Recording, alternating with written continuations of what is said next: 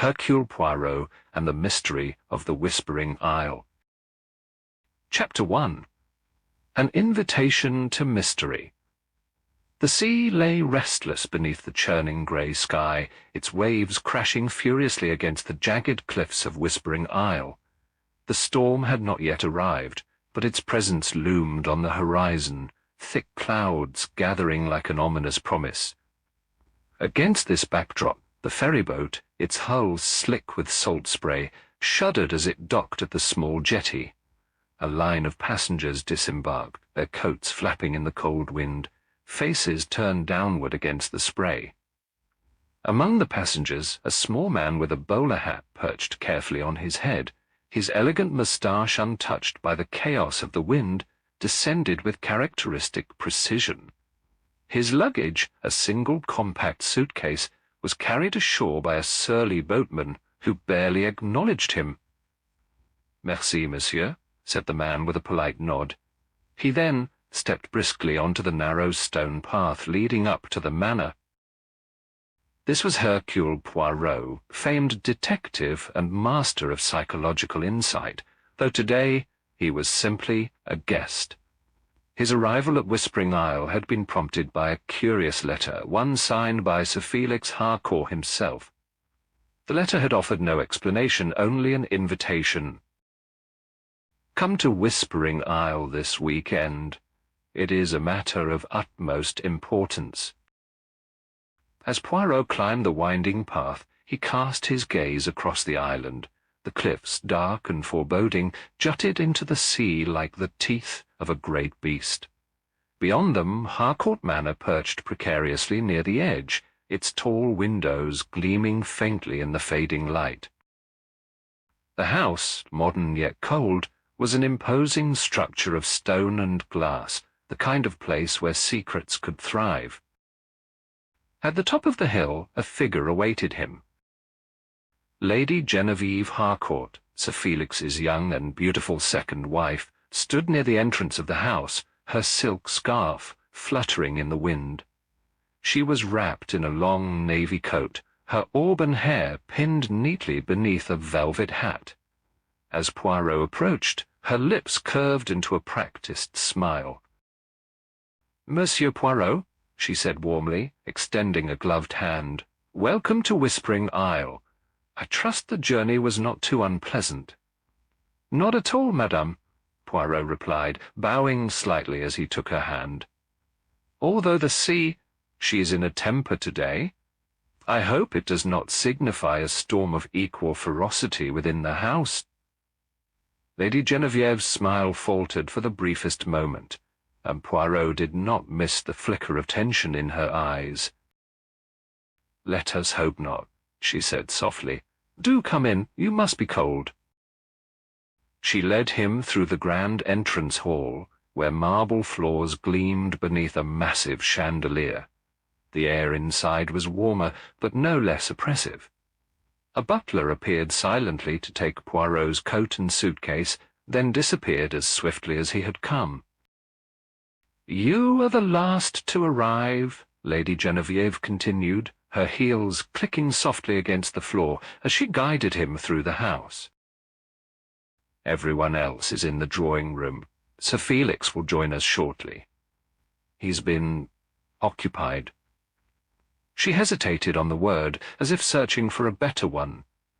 Poirot made no comment, though he filed away her hesitation in the recesses of his mind. They entered the drawing-room, a large and elegant space dominated by an ornate fireplace and an array of leather armchairs arranged around a low table. The room was filled with the hum of conversation, but it ceased the moment Poirot stepped inside. The guests, 4 of them, turned to stare. It was not hostility, but curiosity, tinged perhaps with suspicion. "Ladies and gentlemen," said Lady Genevieve smoothly, "allow me to introduce Monsieur Hercule Poirot. He will be joining us for the weekend." There was a brief pause before a man in his mid-30s, with unruly dark hair and a paint-smeared shirt, rose from his seat. "The famous detective," he said, with a hint of mockery. "I've read about you. I'm Bernard Harcourt, Sir Felix's son." "A pleasure, monsieur," said Poirot, shaking the young man's hand. He noted the firm grip, but also the tension in Bernard's jaw. One by one, the other guests introduced themselves. Camilla Sinclair, Sir Felix's secretary, a woman of impeccable posture and cool efficiency, though her eyes betrayed a flicker of something deeper, resentment perhaps. Dr. Arthur Winslow, a family friend with a warm demeanour but an air of preoccupation, as if he carried an invisible burden. Lavinia March, a distant cousin and successful novelist, who observed Poirot with a gaze as sharp as her writing. Captain Geoffrey Abbott, a former naval officer turned business partner of Sir Felix, whose weathered face suggested he had weathered more than just storms at sea. Poirot exchanged pleasantries, his keen eyes flitting from one face to the next. The atmosphere in the room was cordial on the surface, but beneath it tension simmered. The way Camilla Sinclair avoided Bernard's gaze, the way Lady Genevieve clutched her pearls when Captain Abbott spoke, all were subtle signs of unspoken grievances. As they settled into their seats, Lady Genevieve rang a small bell, and a maid appeared with trays of tea and biscuits. The clinking of cups and spoons provided a brief respite from the underlying tension. "I understand you were invited by my father," Bernard said suddenly, fixing Poirot with a penetrating stare. "Did he tell you why?" "No," Poirot admitted. "The letter was brief. It merely stated that my presence was required." "Curious," Lavinia murmured, tapping her finger against the rim of her teacup. "Felix is not the type to extend invitations without a reason." "Indeed," Poirot agreed, his gaze shifting to Lady Genevieve. "Perhaps Sir Felix will enlighten us when he joins the party." Lady Genevieve's hand trembled slightly as she placed her cup on the saucer. "Yes, I'm sure he will. He's just attending to some last-minute business." The conversation drifted to lighter topics, but Poirot could not ignore the subtle undercurrents. The guests were not merely acquaintances, they were bound by complex ties of family, business, and perhaps betrayal. After tea, Lady Genevieve excused herself to check on Sir Felix, though her departure left an air of uncertainty. The guests dispersed, some heading to their rooms, others wandering the house, but the absence of Sir Felix lingered like an unanswered question. Poirot, however, remained by the fireplace, his mind already piecing together the puzzle of this peculiar gathering. The storm outside intensified, the wind howling like a restless spirit. As Poirot gazed out the window, watching the waves lash against the cliffs, he felt a sense of foreboding settle over him. "There is a storm inside this house as well," he murmured to himself, "and I fear it will break soon." Just then the clock on the mantel struck 8. The sound echoed through the room like a warning bell. Poirot stirred slightly, his gaze shifting toward the empty doorway through which Lady Genevieve had departed. His instincts warned him that the absence of Sir Felix was more than just a matter of lateness. As the storm battered the island and the wind howled, Poirot could feel the first gusts of a far more dangerous tempest brewing within these walls. With a final glance at the fire, he straightened his posture and smoothed the front of his jacket. "It is time," he murmured, "to uncover what secrets this house seeks to hide. But first, even the greatest detective must rest." Poirot ascended the grand staircase, his footsteps soft against the carpet as he made his way to his room. There, he carefully unpacked his belongings and lay down, his mind still spinning with unanswered questions. As the wind howled beyond the window, sleep came slowly, but eventually it did come, and with it the promise of new revelations in the morning. Morning arrived at Whispering Isle with a bleak and oppressive sky, the light muted as though the storm clouds were reluctant to relinquish their hold. The smell of salt and damp earth filled the air as the household slowly stirred awake. But it was not long before tranquillity gave way to unease. It was Camilla Sinclair who first raised the alarm. Her footsteps echoed urgently through the corridor as she rushed down to the drawing-room, her face pale and her hands trembling. "Sir Felix, he's missing his room. It's empty." Lady Genevieve, seated at the table, nearly dropped her cup of tea. The delicate porcelain rattled against the saucer as she placed it down and rose, her expression shifting rapidly from confusion to panic. "Empty? What do you mean, Camilla? Where could he have gone?" "The window was open," Camilla replied breathlessly. "Facing the sea, and—" "You must see it for yourselves." Bernard Harcourt, lounging in the corner with a cigarette balanced between his fingers, raised a cynical eyebrow, but said nothing. Poirot, who had been observing the morning dynamics quietly, set his cup aside and rose with measured grace. "Perhaps, mademoiselle, you would lead us there." A line of concerned guests, now fully alert, followed Camilla up the grand staircase. The corridor was silent except for the soft thud of their footsteps against the carpet. As they reached Sir Felix's bedroom, the door stood ajar, a chill draught escaping into the hallway. Inside, the room was deceptively serene. The bed had not been slept in, and a small reading lamp still cast a dim glow. The large window, however, was wide open, curtains billowing in the wind, framing the dramatic view of the sea beyond. Lady Genevieve gasped and clutched the doorway for support. "Felix wouldn't have left in the middle of the night. He hated the cold. This doesn't make sense." "Nevertheless, madame," Poirot murmured, stepping forward, "we must consider all possibilities. The open window is indeed peculiar." Camilla pointed toward a small table beside the window. "His walking stick, it's missing. That's unlike him.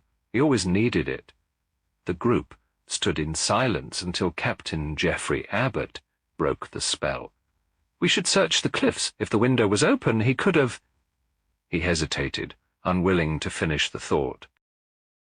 "Let us not assume the worst just yet," Poirot interjected, his voice calm but firm.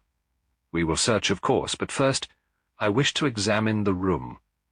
Lady Genevieve stepped back, dabbing her eyes with a handkerchief as Poirot moved methodically around the room.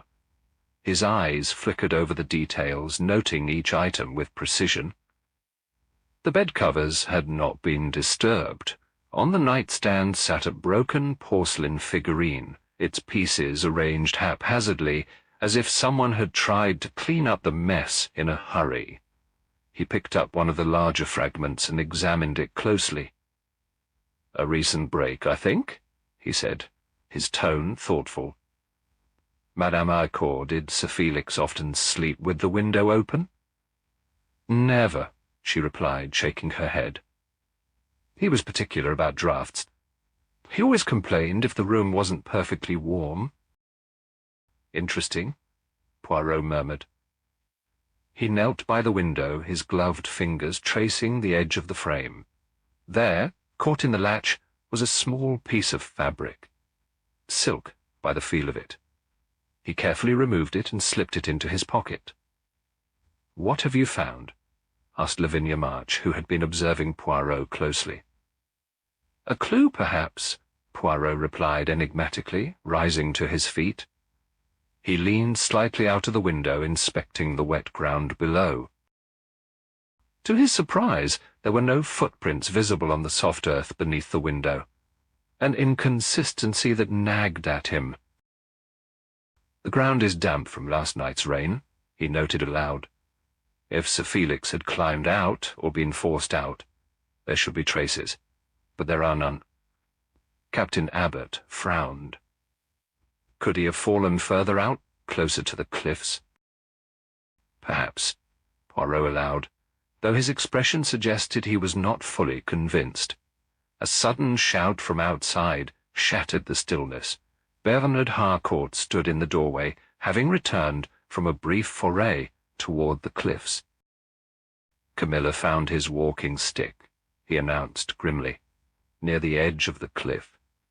Lady Genevieve gasped, her composure crumbling. "No, he can't be—" Poirot placed a steadying hand on her arm. "We do not know anything for certain yet, madame. I will go to the cliffs myself." The group made their way outside, the wind biting against their faces. Near the edge of the cliff, Camilla Sinclair stood motionless, the walking stick lying at her feet. She pointed silently toward the jagged rocks below, where the sea churned with relentless fury. "It's his," she said softly. "I'm sure of it." Lady Genevieve sobbed quietly, and Bernard lit another cigarette, the flame flickering in the wind. His face was set, his expression cold and distant. "He's gone," he said flatly. "It was only a matter of time." "Bernard!" Lady Genevieve cried. "How can you say such a thing?" "Because it's the truth," Bernard replied bitterly. "My father made enemies of everyone, including his family. Don't act surprised." Poirot regarded Bernard carefully. "And you, monsieur? Were you one of those enemies?" Bernard exhaled smoke, his eyes narrowing. "If you think I pushed him off the cliff, you're wasting your time." "I think only that there is more to discover," Poirot replied smoothly. He turned to Camilla. "Mademoiselle, may I see the walking stick?" She handed it to him, and he examined it closely. There was a faint smudge of dirt near the handle, but nothing unusual. Satisfied, he handed it back. As the group began to disperse, Poirot lingered by the cliff's edge, his gaze fixed on the crashing waves below. The scent of perfume, faint but distinct, drifted past him, carried by the wind. It was the same scent he had noticed earlier in Sir Felix's room. Returning to the house, Poirot once again examined the bedside table.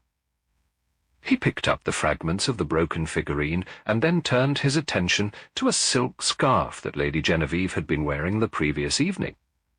The scarf was missing. As he pondered this, a maid entered, nervously holding a sketchbook. "I found this in Mr. Bernard's room," she said. "I thought it might be important." Poirot accepted the sketchbook and flipped through the pages, pausing at several angry caricatures of Sir Felix. One, in particular, showing him falling off a cliff. He closed the book thoughtfully. "Mon Dieu," he murmured. "The threads of the puzzle are beginning to weave themselves, but the pattern is far from clear." As the day wore on, speculation among the guests varied. Some whispered of suicide, others of a tragic accident. But Poirot, standing by the window and watching the storm clouds gather again, knew that something more sinister lay beneath the surface. "This is no accident," he said softly to himself. "Someone has planned this very carefully, but the little grey cells will uncover the truth." Chapter 2. Clues on the Cliffs. The search began in earnest just as the wind picked up, whistling across the cliffs like a warning from some ancient, vengeful spirit. Captain Geoffrey Abbott led the way, his boots crunching against the rocky terrain, as he scanned the landscape with practiced precision. Poirot followed closely, his sharp eyes observing every detail, every indent in the earth, and every gust of wind that carried the scent of salt and mystery. Camilla Sinclair, Dr. Arthur Winslow, and Bernard Harcourt trailed behind, their faces taut with tension. Lady Genevieve had stayed behind in the manor, too distraught to continue, while Lavinia March had taken it upon herself to document the search in her ever-present notebook. "There," Captain Abbott said suddenly, pointing to a cluster of jagged rocks at the base of the lighthouse. The group hurried down the uneven slope, their breath visible in the cold morning air. As they reached the rocks, Poirot's gaze was drawn to a splash of dark fabric snagged on a sharp outcrop. It was Sir Felix's overcoat, its lining torn and damp from the sea spray. The sight of it sent a shiver through Camilla Sinclair, who covered her mouth with her hand. "His coat," she whispered. "But where is he?" Poirot bent down, examining the coat carefully. He retrieved a small, crumpled receipt from one of the pockets and unfolded it with delicate fingers. It was for an expensive purchase, a pearl necklace dated just 2 days prior. "Curious," Poirot murmured, tucking the receipt into his pocket. Captain Abbott scanned the surrounding rocks and crashing waves.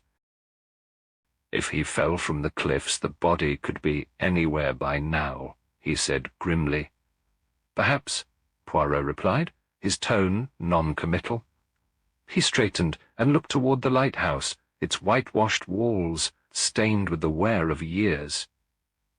"Let us speak to the lighthouse keeper. He may have seen something."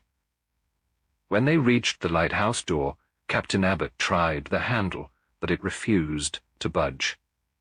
"Locked," he muttered. "We can't get in." Poirot considered this for a moment, then nodded. "Very well. We will return later, if needed." He cast a final glance toward the structure, as though storing the image in his mind. The group proceeded to the nearby cottage, where the lighthouse keeper, Mr. Finlay, greeted them with suspicion. The old man had a weathered face and a perpetual squint.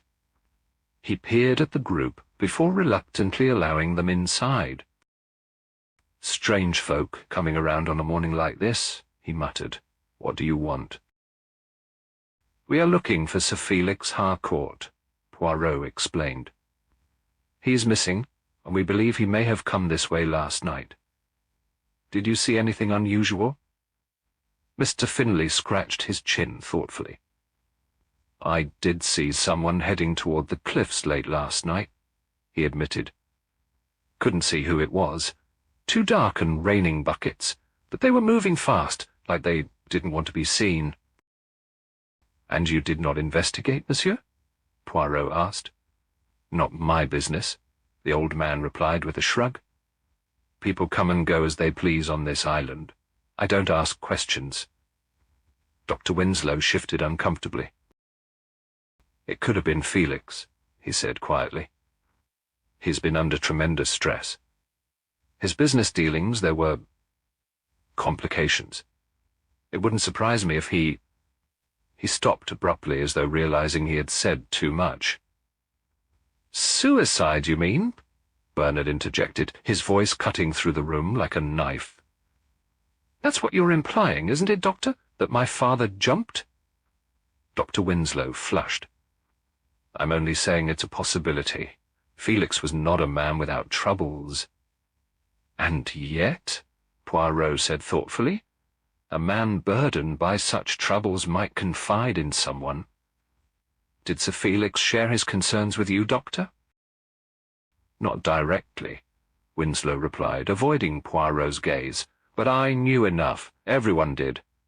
Satisfied for the moment, Poirot thanked Mr. Finlay and led the group back outside, where the wind continued to batter the cliffs. As they walked, Lavinia March caught up to Poirot, her notebook clutched tightly in her hands. "I saw someone sneaking out of the manor last night," she confessed in a low voice. "I was by the window in the library when I noticed a figure slipping through the side door. I couldn't tell who it was, but they were headed toward the cliffs." Poirot's eyes narrowed slightly. "And why did you not mention this earlier, mademoiselle?" "I wasn't sure it was important," Lavinia replied, though the tremor in her voice suggested otherwise. Back at the manor, the group reconvened in the drawing-room, where a fire crackled in the hearth. Lady Genevieve sat by the window, staring out at the sea with vacant eyes. She turned as they entered, her gaze locking briefly on Poirot before shifting to Bernard. "Did you find anything?" she asked, her voice barely a whisper. "His coat," Camilla said softly. "And a receipt for a pearl necklace." Lady Genevieve's hand flew to her throat, but she said nothing. Poirot cleared his throat and turned to Camilla. "You have been quiet, mademoiselle? I understand Sir Felix recently threatened to dismiss you from your position. Is that true?" Camilla's eyes widened, and for a moment she looked ready to deny it. But then she sighed and nodded. "Yes. He found out about a mistake I made with the company finances, a mistake that could have cost him a lot of money. I tried to fix it, but he said it was too late. He was planning to fire me after this weekend." "And yet you stayed," Poirot observed. "Why? Because I wanted to explain myself," she replied, her voice breaking. "I wanted him to understand that it wasn't betrayal, just a mistake. But he wouldn't listen." That's curious," Poirot murmured thoughtfully. He then turned to Bernard, who was lounging near the fireplace, sketchbook in hand. "And you, monsieur, what did you do last night?" Bernard smirked. "I went to bed early, like a good boy." "Interesting," Poirot replied, his gaze lingering on the sketchbook. "May I see that?" Bernard hesitated, then handed it over with a shrug. Poirot flipped through the pages, stopping when he reached a series of drawings depicting Sir Felix in various humiliating situations, one of them showing him tumbling off a cliff. "You have a vivid imagination," Poirot said dryly, returning the sketchbook. "Don't read too much into it," Bernard replied. "It's just a way to vent." As the room fell silent, Poirot moved to the window, his mind racing. The clues were scattered like pieces of a jigsaw puzzle waiting to be assembled. He had Lavinia's account of the figure sneaking out, Camilla's admission of her threatened dismissal, and the pearl necklace purchased just days before Sir Felix's disappearance. One must be careful when dealing with lies, he thought. For they are like threads. Tug on one, and the entire fabric unravels. Turning back to the group, Poirot smiled faintly. "The mystery begins to reveal itself, n'est-ce pas? I believe we are closer to understanding what happened to Sir Felix. But there is still more to discover, mes amis. The truth, it seems, is hiding just beneath the surface." The heavy curtains in the drawing-room swayed slightly as the wind outside pressed against the windows. The fire crackled, casting flickering shadows across the room, but the warmth from the hearth did little to ease the tension simmering within. Lady Genevieve sat stiffly in an armchair, her hands folded tightly in her lap, while Bernard Harcourt leaned against the mantel, tapping his cigarette ash into a small tray. Camilla Sinclair perched on the edge of a velvet sofa, her posture rigid, as if poised for flight. Lavinia March scribbled something into her notebook, her pen moving furiously across the page. Poirot, seated near the fire with his hands steepled, observed them all. It was a tableau of hidden emotions, and he, the watchful observer, waited for the cracks to widen. "It's all quite convenient, isn't it?" Bernard said suddenly, breaking the silence. His voice dripped with sarcasm as he flicked his gaze toward Lady Genevieve. "Father disappears, and who benefits the most? The charming young widow, of course." Lady Genevieve's face flushed, and her knuckles whitened as she gripped the arms of her chair. "How dare you, Bernard? I have loved your father despite his flaws, and I would never wish him harm." "Loved him?" Bernard sneered. "Let's not pretend. You married him for his money, and everyone here knows it. Now that he's conveniently vanished, you stand to inherit everything. How fortunate for you." "Monsieur," Poirot interjected, his voice calm but firm, "accusations are dangerous when they lack proof. Perhaps we should consider another possibility. Your own relationship with your father, it was hardly one of harmony, no?" Bernard scoffed and pushed off the mantle. "Of course we had our differences. He was a tyrant, controlling and manipulative, but do you really think I would go through the trouble of killing him? He wasn't worth the effort. Yet your sketches suggest otherwise, Camilla Sinclair cut in, her voice cold. All those drawings of your father, in humiliating poses, some of them depicting his death, you've thought about it plenty. Bernard's eyes narrowed. And what about you, Camilla? Father found out you were skimming money from the company. He was going to fire you, wasn't he? Maybe you decided to strike first. Enough! Lady Genevieve cried, standing abruptly. Her voice trembled, but she held her chin high. We are tearing each other apart, and none of this will bring Felix back. Monsieur Poirot, please, you must help us. Poirot stood, his expression unreadable. Oui, madame, I intend to, but first I must understand the full picture. As the conversation fizzled out, Lavinia March continued scribbling in her notebook, oblivious to the room's shifting mood. Poirot watched her closely. What secrets had she captured with her keen eye and quick pen?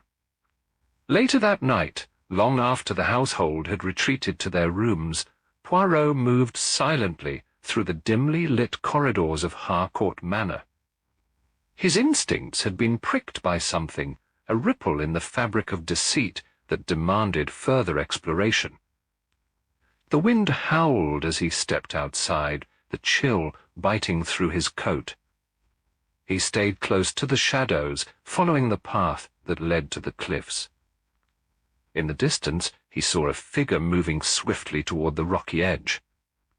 Ah, he murmured to himself, la curiosité me guide. He quickened his pace, careful to keep his steps silent. As he drew closer, the figure stopped near the cliffs where the moonlight revealed a familiar face. Lady Genevieve! Poirot called softly. She spun around, her eyes wide with fear. Beside her stood Captain Geoffrey Abbott, his expression equally startled. Poirot stepped forward, the faintest of smiles curling his lips. A secret rendezvous, is it not? I wonder what Sir Felix would think. Genevieve's breath hitched, and she clutched Abbott's arm. It's not what you think. We were just talking. Ah, mais oui, talking in the dead of night by the cliffs far from the warmth of the manor. It is most peculiar, madame. Perhaps you would enlighten me as to the nature of this conversation. Captain Abbott exhaled sharply. You may as well tell him, Genevieve. He already knows too much. Genevieve nodded reluctantly, her gaze fixed on the ground. Felix knew about us, about my past relationship with Geoffrey. It ended before I married Felix, but he never forgave me for it. He held it over me, always reminding me that I was beholden to him. And now that Sir Felix is gone, you are free, oui? Poirot's tone was gentle, but probing. I didn't kill him, she cried. I swear it. I may have hated the way he controlled me, but I never wished him dead. Poirot studied her for a moment before shifting his attention to Captain Abbott. And you, monsieur? Were you here to discuss the past, or perhaps the future? Abbott's jaw tightened. Felix had threatened to expose me, to ruin my reputation and my business dealings. But I didn't kill him either. We met here tonight to discuss what we would do if he returned. If he returned, Poirot repeated softly. Then you believe he is still alive? I don't know what to believe any more, Genevieve whispered. Poirot reached into his pocket and withdrew a small object. Tell me, Captain, is this yours? He held up a gold cufflink, its surface gleaming in the moonlight. Abbott's face paled. Where did you find that? Near the cliffs, Poirot replied. Close to where we now stand. Abbott looked away, but Genevieve clutched his arm again. Geoffrey, please. If you know something— I don't, he snapped, pulling away from her. I lost that cufflink days ago. Anyone could have found it. Poirot tucked the cufflink back into his pocket, his expression thoughtful. Perhaps. But there is more. mes amis. In the fireplace of the drawing-room, I found this." He produced a fragment of a torn letter, the edges singed. The words "the lighthouse" and "a debt to be paid" were faintly visible. Genevieve gasped, her hand flying to her mouth. Felix had debts? "Debts, or perhaps obligations of another kind," Poirot said. "But the meaning of this letter remains unclear, for now." The wind howled again, and Poirot gestured toward the manor. "Let us return inside where it is warm. The night air is not kind to those with heavy hearts." As they made their way back, Poirot's mind worked tirelessly. The clues were beginning to form a pattern, but the final piece was still missing. The key that would unlock the truth. Patience, he told himself. Soon the puzzle will be complete. Chapter 3. Secrets Uncovered. Morning dawned cold and grey, with the sea still restless from the night's storm. But it was not the weather that chilled the inhabitants of Harcourt Manor. It was the discovery made just after breakfast that sent shock rippling through the house. Camilla Sinclair burst into the drawing-room, her face pale as milk and her breathing ragged. "Monsieur Poirot," she gasped. "Sir Felix's body, they found it, in the lighthouse cellar." The room fell silent, as if the air itself had been sucked out. Poirot set down his cup of tea and rose swiftly, gesturing for her to lead the way. Behind him, Lady Genevieve clutched the back of a chair, her knuckles white, while Bernard Harcourt exchanged a glance with Lavinia March, who quickly closed her notebook. Within minutes, they reached the lighthouse, its white tower standing stark against the overcast sky. Captain Geoffrey Abbott and Dr. Arthur Winslow were already there, waiting at the base of the structure. Abbott looked grim, while Winslow's hands trembled slightly as he adjusted his spectacles. "The body is inside," Abbott said quietly, opening the heavy door to the cellar. The air inside was damp and smelled of salt and mildew. A lantern swung from a hook, casting a dim light over the scene. Sir Felix Harcourt lay crumpled beneath a tangled pile of fishing nets. His overcoat was damp, and his head rested at an unnatural angle, a deep gash visible near his temple. Poirot approached carefully, his eyes scanning the body and its surroundings. "Mon Dieu," he murmured. "He did not fall, he was struck. The blow came first, non?" Dr. Winslow hesitated, then knelt beside the body. His fingers probed gently around the wound. "Yes," he confirmed reluctantly. "The injury to the head was the cause of death. Judging by the stiffness, he's been dead since around midnight." Poirot nodded, his gaze falling on a nearby object, partially hidden beneath the nets. He pulled it free and held it up for the others to see, a blood-stained handkerchief embroidered with the initials G.A. "Captain Abbott," Poirot said, turning to him. "This is yours, is it not?" Abbott's face darkened. "I don't know how it got there. I haven't seen that handkerchief in days." "Perhaps," Poirot replied, tucking the handkerchief into his pocket. His eyes darted to the cellar door. "And this door, has it been forced?" "Yes," Abbott admitted. "We found the lock broken when we arrived, but as far as I know, only the lighthouse keeper and Sir Felix had keys." "Curiouser and curiouser," Poirot muttered. He glanced at Lady Genevieve, who was leaning against the wall, her face ashen. "Madame, please, you must return to the house. This scene is not for you." She nodded weakly and allowed Bernard to escort her away. Once they were gone, Poirot crouched beside the body again, examining Sir Felix's clothes. In the pocket, he found the fragment of a torn letter, the same one he had partially recovered from the fireplace. "It is complete," he murmured. The full message read, "Meet me at the lighthouse, midnight. The debt must be paid." He straightened, his mind working rapidly.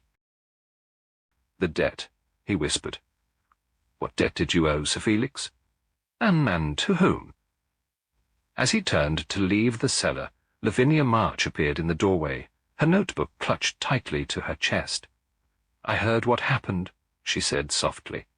"Is there anything I can do to help?" Poirot studied her for a moment. "Perhaps, mademoiselle. Earlier, you mentioned hearing Sir Felix recite a poem. Do you remember it?" She nodded, pulling out her notebook and flipping to a page where the lines had already been written down. "Yes, it was strange. I overheard him in the library, muttering to himself just yesterday. I noted it down in my diary. The lines went something like this. 'The keeper waits where shadows dwell.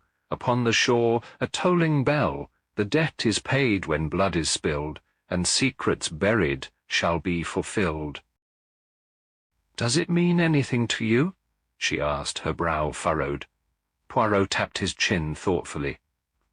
"Oui, mademoiselle, it means a great deal. This poem, it is not merely an idle recitation. It is a riddle, one that speaks of betrayal and hidden truths." "Do you think he knew he was going to die?" Lavinia whispered. "Perhaps," Poirot replied. "Or perhaps he intended to confront the one who held this debt over him. Either way, it did not end as he expected." They returned to the manor, where Poirot gathered the household in the drawing-room. Lady Genevieve, Bernard, Camilla Sinclair, Captain Abbott, and Lavinia all sat in strained silence, awaiting his next move. The storm outside had returned with renewed vigour, the wind rattling the windows. Poirot stood by the fire, his gaze sweeping across the room. "Let us consider what we know, mes amis. Sir Felix did not fall by accident. He was lured to the lighthouse, struck on the head, and left to die. The handkerchief, the letter, and the forced door. Each clue points to a deliberate act." "Then who did it?" Camilla demanded. Poirot smiled faintly. "Patience, mademoiselle. We are close, but the final revelation requires one more piece of the puzzle." As he spoke, a flash of lightning illuminated the room, casting shadows that seemed to dance across the walls. The truth, Poirot knew, was lurking in those shadows, waiting to be drawn into the light. "Tomorrow," he said softly. "Tomorrow, the final thread shall be pulled, and the entire tapestry will be revealed." The morning after Sir Felix's body had been discovered, the household seemed to vibrate with an almost tangible tension. Rain pattered against the windows, the distant sound of the crashing sea, a constant reminder of the events that had transpired the night before. Hercule Poirot sat in the drawing-room, sipping a cup of coffee, his eyes half closed, as he reviewed the timeline in his mind. Mon cher Hastings would call it a classic riddle of alibis, he muttered to himself. When everyone claims to be everywhere, and yet no one is where they should be. He had spent much of the early morning poring over the conflicting accounts given by the guests. Bernard Harcourt had claimed to have been sketching by the cliffs during the storm. Lady Genevieve insisted she had been in her room, too distraught by Sir Felix's disappearance to leave. Camilla Sinclair said she had gone to bed early, citing exhaustion. And Captain Abbott, well, his alibi was as vague as it was unconvincing, stating that he had been walking the grounds. Poirot tapped his fingers against the table.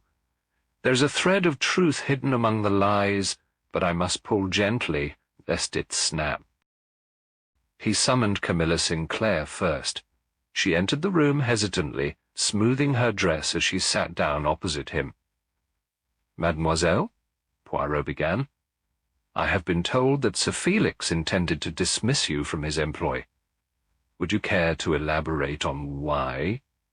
Camilla's eyes darted to the window, avoiding his gaze. "It was a misunderstanding. There were discrepancies in the company accounts, and Sir Felix believed I had been embezzling money. But I swear to you I wasn't. I made a mistake, yes, but I didn't steal from him. And yet, Poirot said gently, you did not correct this misunderstanding before his death. That must have been difficult, no? To know you were under suspicion. It was, she admitted, her voice barely above a whisper. I tried to explain, but Sir Felix wouldn't listen. He threatened to ruin my career. I had no choice but to stay and hope I could convince him. Poirot leaned forward slightly. And did you convince him? Or did you see his death as the end of your problem? Camilla's face flushed. I didn't kill him, Monsieur Poirot. I was in my room all night. You can ask the maid. She brought me tea before bed. Ah, but the maid only saw you early in the evening, not later, Poirot pointed out. And you see, mademoiselle, there are footprints leading from the lighthouse toward the servants' quarters. Someone walked that path in the mud last night. Could it have been you? She shook her head vehemently. No, I swear it wasn't me. Then we shall see, Poirot murmured, dismissing her with a wave of his hand. Next, he called for Lady Genevieve. She entered, her eyes puffy and red, as if she had been crying. Madame, Poirot began gently, you have been under great strain, I know, but I must ask, did you truly remain in your room all night? Or did you meet someone, perhaps Captain Abbott, as you did before? Genevieve's lips trembled, but she composed herself. I stayed in my room, she said firmly. I couldn't bear to see anyone after Felix disappeared. I was overwhelmed. And yet your fear of being implicated must weigh heavily upon you, Poirot said softly. You had a motive, madam. Sir Felix knew of your past affair and used it to control you. Were you not desperate to be free of him? I didn't kill him, she exclaimed, tears brimming in her eyes. I was afraid, yes. But I would never— Did you know about the blackmail letter? Poirot interrupted gently. Genevieve blinked. What letter? There is a hidden compartment in Sir Felix's desk, Poirot explained, where I found a letter threatening to expose a scandal. It is unsigned, but it speaks of a debt owed and the possibility of ruin. I believe Sir Felix was being blackmailed. No, she whispered. I didn't know. Poirot studied her face for a moment before nodding. Merci, madame. That will be all for now. Finally, he called Bernard Harcourt. The young man entered with his usual air of defiance, slumping into the chair as if the entire ordeal bored him. Monsieur Bernard, Poirot began, you claimed to be sketching by the cliffs during the storm. What exactly were you sketching? The waves, Bernard replied lazily. The cliffs, the storm. It was dramatic. And you expect me to believe you were outside during a storm to capture nature's drama? Poirot asked, raising an eyebrow. Believe what you want, Bernard said with a shrug. I didn't kill him. Poirot stood and walked toward the window, gazing out as he spoke. And yet, you were angry with your father. You despised him, no? Your sketches of him falling from the cliffs, those were not idle fantasies. They were reflections of your deepest desires. Bernard stood abruptly. I didn't act on them, though. I couldn't have— Then how do you explain the faint trail of mud leading from the cliffs to the servants' quarters? Poirot asked, turning to face him. I don't know, Bernard stammered. Monsieur, you do know, Poirot said firmly. But whether you are the murderer or simply protecting someone remains to be seen. The young man glared at him but said nothing further. As Bernard left, Poirot sat back down, deep in thought. The timeline had gaps, but the web of deceit was becoming clearer. Each person had something to hide, and each alibi was tied to another's lie. Ah, Poirot murmured, steepling his fingers. "The alibis are like clockwork gears, mes amis. If I find the broken cog, the entire mechanism will collapse. Soon, the truth will reveal itself." Chapter 4. The Final Thread. The next morning dawned crisp and clear, the storm having finally passed, leaving the cliffs glistening in the sunlight. Inside Harcourt Manor, Hercule Poirot stood once again in the drawing-room, his small frame perfectly composed, his eyes sharp and expectant. The household had gathered at his request: Lady Genevieve, Bernard Harcourt, Camilla Sinclair, Captain Abbott, Dr. Winslow, and Lavinia March. The air was thick with anticipation, as though everyone knew the moment of truth was at hand. "Mes amis," Poirot began, his voice calm but commanding, "we have arrived at the conclusion of our little drama. Each of you has secrets, motives, and alibis that could suggest guilt, but only one of you committed the crime. Today we shall see how the threads of deception have woven a deadly tapestry." He began pacing slowly, hands clasped behind his back. "Let us first consider the scene at the lighthouse. Sir Felix was lured there under the pretence of a meeting orchestrated through a letter. This letter was recovered in fragments, but was later reconstructed, revealing its purpose, to summon Sir Felix to his death." He turned to Lady Genevieve, who sat with her hands folded tightly in her lap. "Madame, you feared Sir Felix would expose your past affair with Captain Abbott, but you did not kill him. Your fear made you cautious, not murderous. And you, Captain," Poirot added, shifting his gaze, "were implicated through the handkerchief embroidered with your initials, a handkerchief deliberately placed at the scene to mislead us. You were not the one who struck the fatal blow." Captain Abbott exhaled, relief momentarily washing over his face. But Poirot's gaze was already moving to Bernard Harcourt. "Monsieur Bernard, you despised your father, and your sketches reveal a deep-rooted resentment. But you did not act on your anger. Instead, you expressed it through art, a safer outlet." Bernard shifted uncomfortably, avoiding his mother's gaze. Poirot paused, his gaze settling on Camilla Sinclair, who had been sitting rigidly, her knuckles white as she gripped the armrest of her chair. "Mademoiselle," he said softly, "the time has come." Camilla's eyes widened slightly, but she said nothing. "You had the motive," Poirot continued.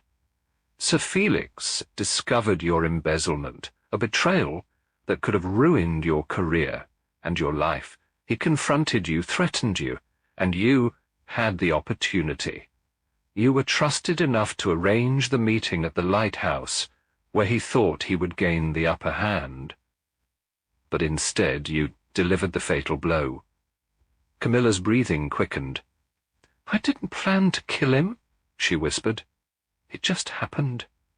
I wanted to explain myself, to beg him not to report me.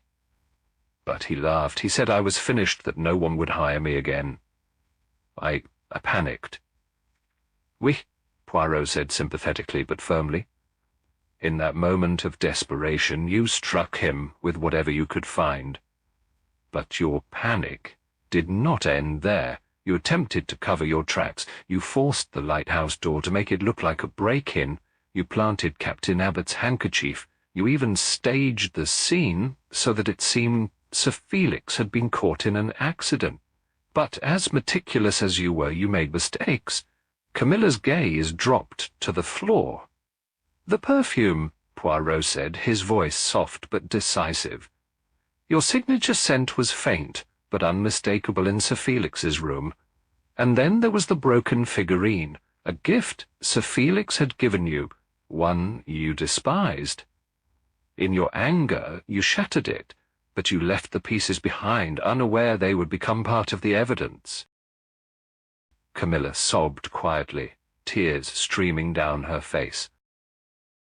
"He left me no choice," she whispered. "He was going to destroy everything I worked for." I didn't mean for it to happen." "But it did happen," Poirot replied, "and for that you must face justice." The room fell into a heavy silence, broken only by Lady Genevieve's quiet sobs. Bernard stared at Camilla, betrayal evident in his eyes, while Captain Abbott shook his head, clearly shocked by the turn of events. Dr. Winslow cleared his throat, but Poirot raised a hand. "There is no more to say, Doctor. The truth has been revealed, and the authorities will arrive shortly." Camilla was led away quietly, her sobs fading as she disappeared down the corridor. Poirot returned to the window, gazing out at the cliffs and the sea beyond. The storm had passed, leaving the landscape serene, as if nature itself had exhaled a sigh of relief. "Justice, mes amis," Poirot murmured, "may not undo the past, but it restores balance to the present. And in this balance perhaps we find peace." 2 days later, the guests of Harcourt Manor began to depart. The tension that had once suffocated the household lifted. Lady Genevieve retreated to the family's country estate, hoping to find solace away from the memories of the island. Bernard returned to London, though his sketches had taken on a more sombre tone. Poirot stood by the jetty, his compact suitcase resting at his side, as the ferry approached. Lavinia March, the last to leave, approached him. "You solved the mystery, Monsieur Poirot, but I wonder, do you ever tire of uncovering such darkness?" Poirot smiled faintly. "No, mademoiselle, for where there is darkness there must also be light. The trick is in finding it." As the ferry pulled away from the island, the cliffs of Whispering Isle faded into the distance, but the lessons of its secrets remained etched in Poirot's mind. The sea, calm and endless, stretched before him, a reminder that, like the tides, truth always finds its way back to shore. Thank you for tuning in to Cafe Stories. If you enjoyed the intrigue and suspense, be sure to subscribe and hit the bell icon to stay updated on more captivating detective adventures. Your support keeps the stories coming and the mysteries alive.